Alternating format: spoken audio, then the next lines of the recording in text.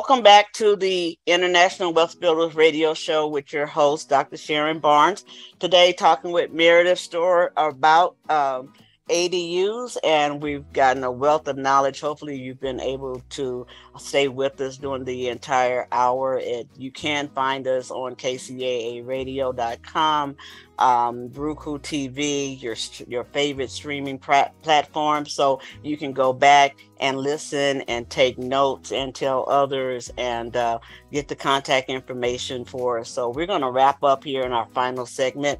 But we've been talking about ADUs, and we want to just touch a little bit on what types of ADUs you can have, because in our conversation it's kind of lent towards stick built, but the ADU laws allow for modular homes as well as manufactured homes, and there's a lot of technological innovations going with 3D printing and reusable energy, recycle products being used for housing.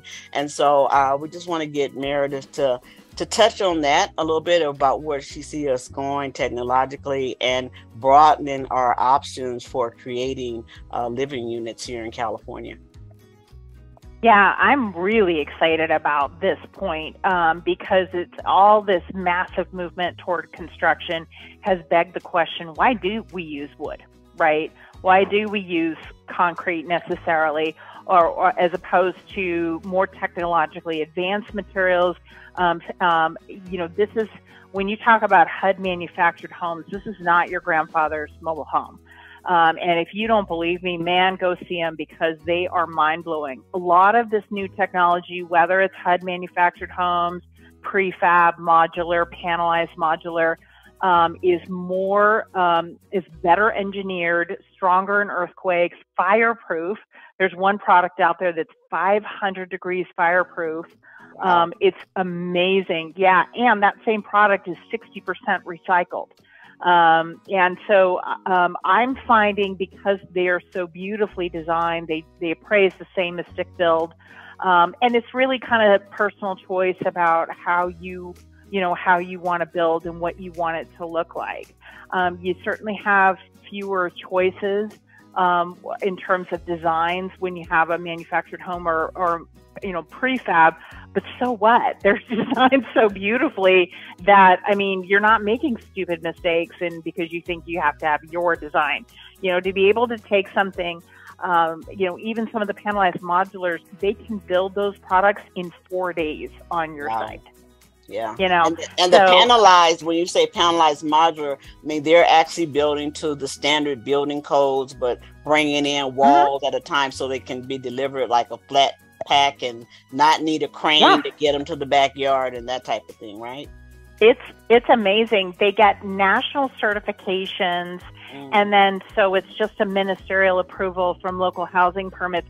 They physically walk entire walls onto the property and then just connect them. It's amazing to watch. Sometimes they are lifted up and over, but usually just walked on. And yeah, I mean, I've seen some products that can be built in even 1 day. Some of the 3D printers say they can build in 1 day. And that, I believe, as a whole, is going to be the future of U.S. housing. I don't think we're going to see a whole lot of stick build in the future. I think a ton of product is going to be built in factories, even if it is technically stick built, and walked onto properties and put together.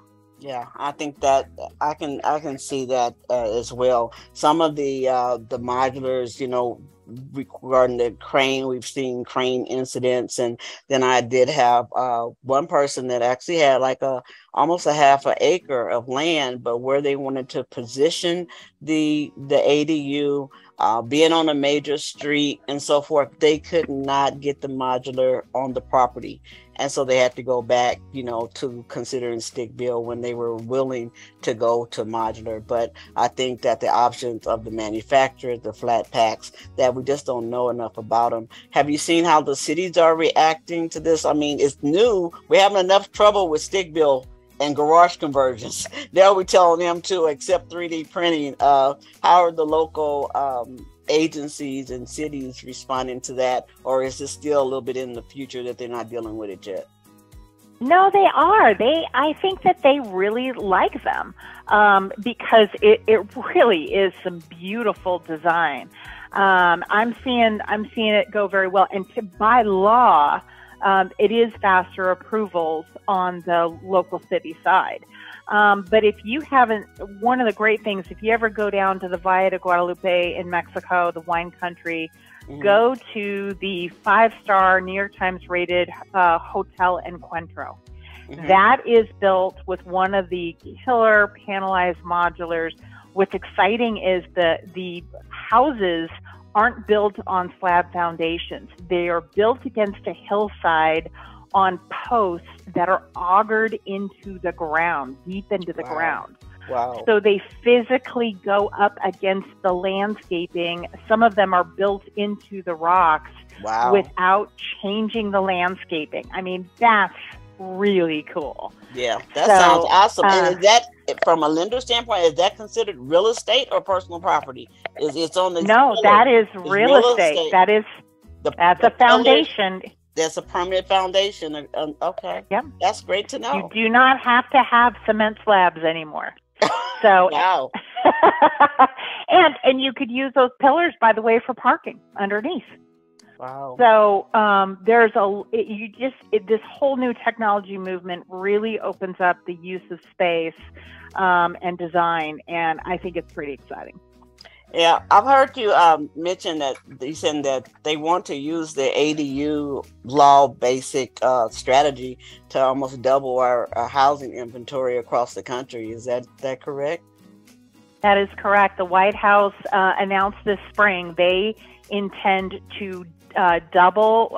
Sandra Thompson said she intends to double the housing stock on both coasts through ADUs.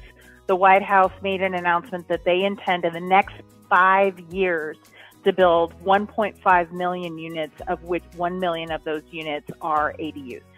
Wow. So they're trying, and California, watch for particularly 6 new bills coming out that is really sticking it to the local permit departments. It is very exciting to see what's happening.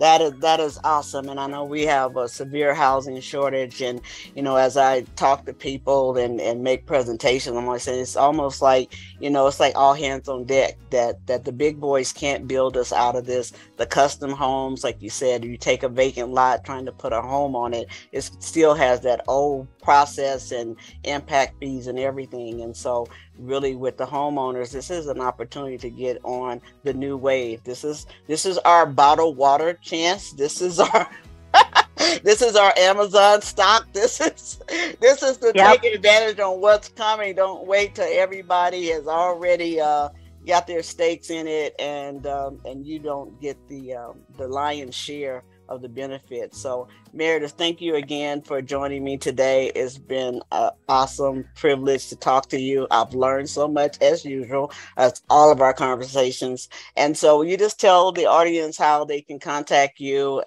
if they want to move forward and need your assistance in getting financed. Absolutely. My recommendation is go to aduloans.net. All my contact information, you can book a consultation with me for free, and we'll go over your personal situation. I appreciate that, Meredith. I am Dr. Sharon Barnes, and you can find me online on Facebook under ADU Advantage, LinkedIn, Instagram, DrSharonBarnesRealEstate.com.